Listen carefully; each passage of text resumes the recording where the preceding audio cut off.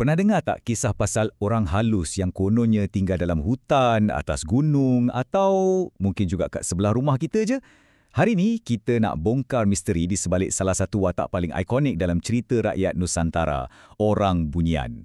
Siapa sebenarnya diorang ni dan kat mana garisan antara mitos dengan akidah? Jom kita tengok. Okey, jom kita mulakan dengan yang paling asas. Nama Bunian tu sendiri dipercayai datang daripada perkataan bunyi. Kenapa? Sebab kononnya kadang-kadang kita boleh dengar suara atau siulan diorang walaupun tuan punya badan tak nampak. Jadi konsep utamanya senang je. Diorang ni wujud sama-sama dengan kita tapi dalam alam yang tersembunyi. Jadi untuk betul-betul kenal siapa diorang ni, kita kena patah balik ke akar umbi dia, dunia cerita rakyat. Dalam bahagian pertama ni, kita akan tengok betul-betul macam mana orang-orang tua kita dan hikayat-hikayat lama menggambarkan Orang Bunian. Dari rupa paras sampailah ke dunia misteri diorang. Perkara pertama yang kita kena faham, gambaran klasik Orang Bunian ni selalunya sangat positif. Tak macam hantu pocong atau langsui yang menakutkan, Bunian ni digambarkan sebagai satu bangsa yang cantik, ada kuasa sakti dan ada struktur masyarakat yang teratur. Lengkap dengan raja dan rakyat macam kita juga.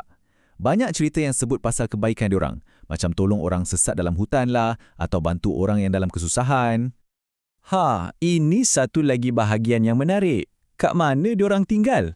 Ada cerita kata diorang duduk jauh kat pedalaman, tapi ada juga kepercayaan yang kuat cakap alam diorang ni sebenarnya bertindih dengan alam kita.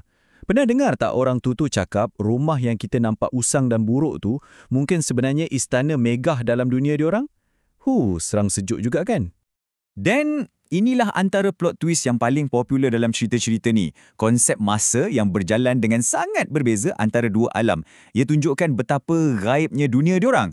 Seseorang tu mungkin rasa macam baru beberapa hari je tinggal kat alam bunian, tapi bila dia balik ke dunia kita, dah berpuluh-puluh tahun berlalu. Semua orang yang dikenal pun dah tak ada. Cerita macam ni ada kat seluruh dunia tau, macam kisah Rip Van Winkle atau Urashima Taro kat Jepun. Dan jangan ingat cerita Orang Bunian ni cuma ada dalam buku-buku lama je tau. Mitos ni masih hidup dan sangat popular dalam budaya kita hari ni. Daripada filem fantasi macam Magika, sampailah ke drama TV. Dan jangan lupa lagu Malar Segar P. Ramlee tu. Ini tunjukkan betapa kuatnya pengaruh cerita rakyat ni dalam imajinasi kita semua. Okey, kita dah terokai dunia bunian dari sudut cerita rakyat. Best kan? Tapi sekarang kita tukar gear. Kita akan tengok dari perspektif yang sama sekali berbeza. Kalau kita letak semua kisah-kisah ni di bawah mikroskop akidah Islam, apakah jawapan yang kita akan jumpa? Selamat datang ke bahagian kedua. So sekarang ni, kita tinggalkan sekejap dunia hikayat, kita masuk ke dunia teologi pula. Kita akan cuba faham macam mana Islam kategorikan makhluk-makhluk gaib dan yang paling penting, kita akan cuba cari kat mana sebenarnya kedudukan Orang Bunian dalam semua ni. Jadi, benda paling penting untuk kita faham, Islam memang sahkan kewujudan makhluk gaib. Cuma, ia sangat spesifik. Sumber utama kita, Al-Quran dan Hadis, hanya sebut 3 jenis je. Malaikat, syaitan dan jin. Perasan tak? Nama Bunian tak ada dalam senarai ni. Penting untuk kita tahu, jin ni bukan sekadar roh yang melayang-layang tau. Macam kita manusia, diorang pun ada kehendak bebas, ada akal, ada nafsu, diorang makan, minum, berkeluarga dan yang paling penting, ada yang beriman dan ada yang kufur.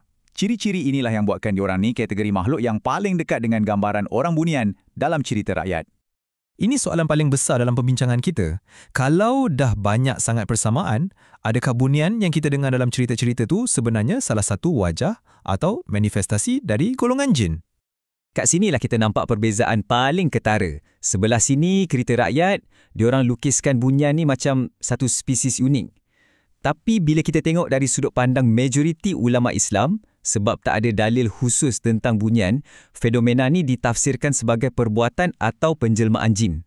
Sebab kita tahu, jin memang ada kebolehan untuk menyerupai manusia dan makhluk-makhluk lain. Hadis ni, dia bagi kita satu gambaran yang jin ni bukan satu jenis je. Dia ada macam-macam puak.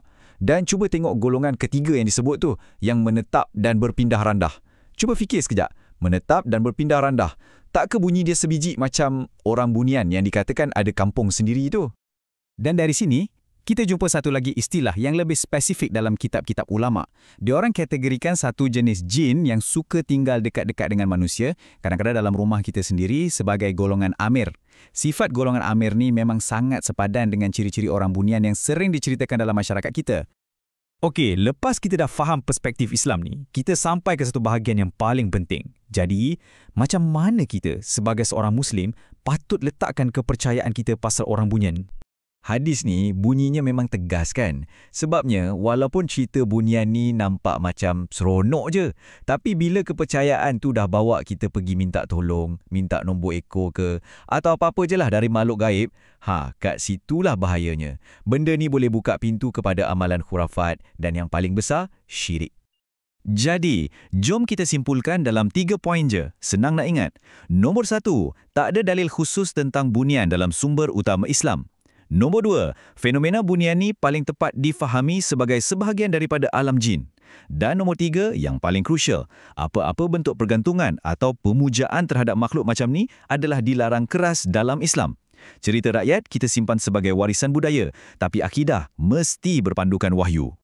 Jadi, kita ditinggalkan dengan persoalan ni untuk difikirkan. Macam mana kita nak raikan kekayaan budaya dan cerita rakyat kita, tapi pada masa yang sama pastikan kita tak tergelincir dari landasan akidah yang dah jelas. Satu soalan yang menarik untuk kita fikirkan bersama kan?